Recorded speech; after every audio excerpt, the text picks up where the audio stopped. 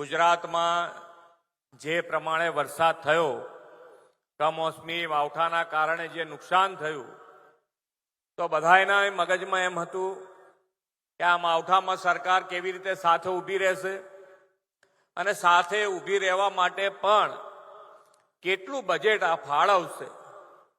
તો તમારે જેની જોડે ચર્ચા થઈ હશે એ બધાય કોઈ પણ વ્યક્તિ, પ્રેસ મીડિયાથી માંડીને દરેક વ્યક્તિ તમારી સાથે ચર્ચા કરી હશે તો બધાએ એમ જ કીધું હશે કે 5,000 કરોડથી વધારે બહાર સરકાર નહીં નીકળી શકે.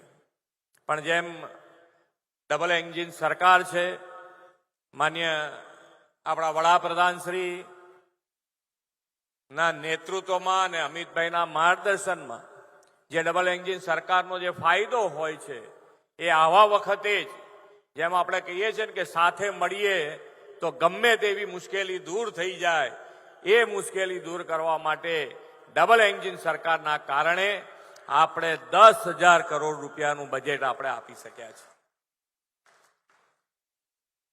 અને આ મુશ્કેલી એવી નથી કે ભાઈ આપણે તમને બધું જ આપી દીધું છે, ખેડૂતને એવા ભાવ સાથે નથી, પણ ટેકો થઈ જાય. આપણે નથી કહેતા કોઈ ખાલી હિંમતથી એમ આપણને કહે ને કે અમે તમારી સાથે છે, તોય મુશ્કેલીમાં આપણે ઘણું બધું એ મુશ્કેલીમાંથી બહાર નીકળીને આગળ વધી જતા હોઈએ છીએ.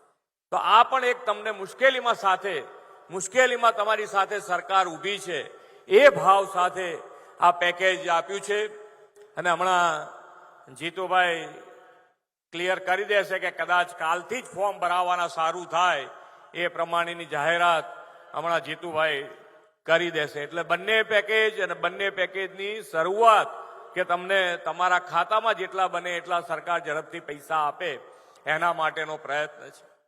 જેમ મગફળીની પણ આપણે ખરીદીની વાત થાય તો ખરીદીમાં પણ એક ક્રાઇટેરિયા છે કે 25% જેટલી ખરીદી, જેટલો પાક હોય એની 25% MSPથી ખરીદી થતી હોય.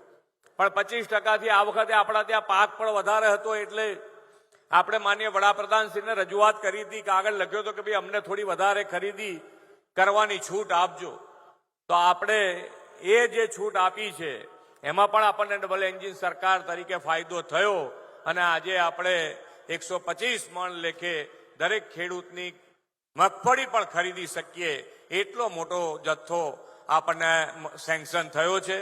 અને એનો પણ ફાયદો ખેડૂતોને થાય એના માટે સરકાર કટિબદ્ધ છે.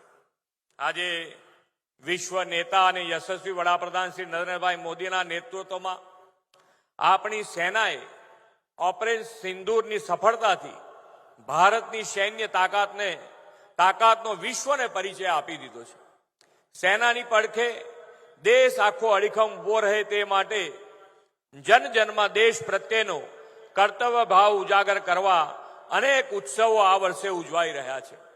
આ વર્ષે સરદાર સાહેબની જન્મ જયંતિનું 150મું વર્ષ, આદિવાસીઓના ભગવાન બિરસા મુંડાની 150મી જન્મ જયંતિનું વર્ષ, આપણા રાષ્ટ્રગાન વંદે માતરમની રચનાના પણ 150 વર્ષ, સુશાસનના પ્રણેતા ભારત રત્ન પૂર્વ વડાપ્રધાન શ્રી અટલ બિહારી વાજપેયીનું શતાબ્દી વર્ષ અને આપણા બંધારણના અંગીકરણનું 75મું વર્ષ છે. આવા રાષ્ટ્રીય ચેતના જગાવતા ઉત્સવની ઉજવણીના વર્ષમાં દૂધસાગર ડેરી દ્વારા સંચાલિત શ્રી મોતીભાઈ ચૌધરી સાગર સૈનિક સ્કૂલનું ઉદ્ઘાટન એ આપણામાં સૌ માટે ગૌરવની ઘડી છે. પ્રબળ રાષ્ટ્રભાવના તો ઉત્તર ગુજરાતની તાસીર રહી છે. દેશને વિશ્વબંધુની દિશામાં લઈ જનાર આદરણીય શ્રી નરેન્દ્રભાઈ પણ ઉત્તર ગુજરાતના છે.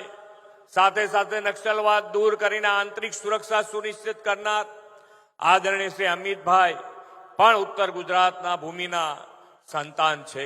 ઉત્તર ગુજરાતને શ્વેત ક્રાંતિના નામના અપાવનાર સહકારી આગેવાન અને દૂધસાગર ડેરીના શ્રી મોતીભાઈ ચૌધરીના નામ સાથે કાર્યરત થઈ રહેલી સૈનિક સ્કૂલ પણ રાષ્ટ્રહિત સર્વોપરીના ધ્યેય સાથેની ભાવિ પેઢીના નિર્માણનું માધ્યમ બનવાની છે.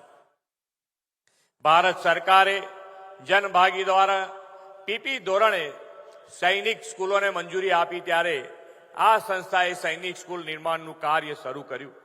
4 જુલાઈ 2023ના શ્રી મોતીભાઈના જન્મ શતાબ્દી વર્ષે આદરણીય ગૃહમંત્રી શ્રી અમિતભાઈ શાહના હસ્તે જ શિલાન્યાસ કરવામાં આવ્યો હતો.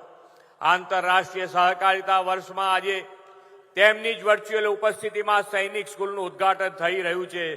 તે પણ એક સુભગ સંયોગ છે.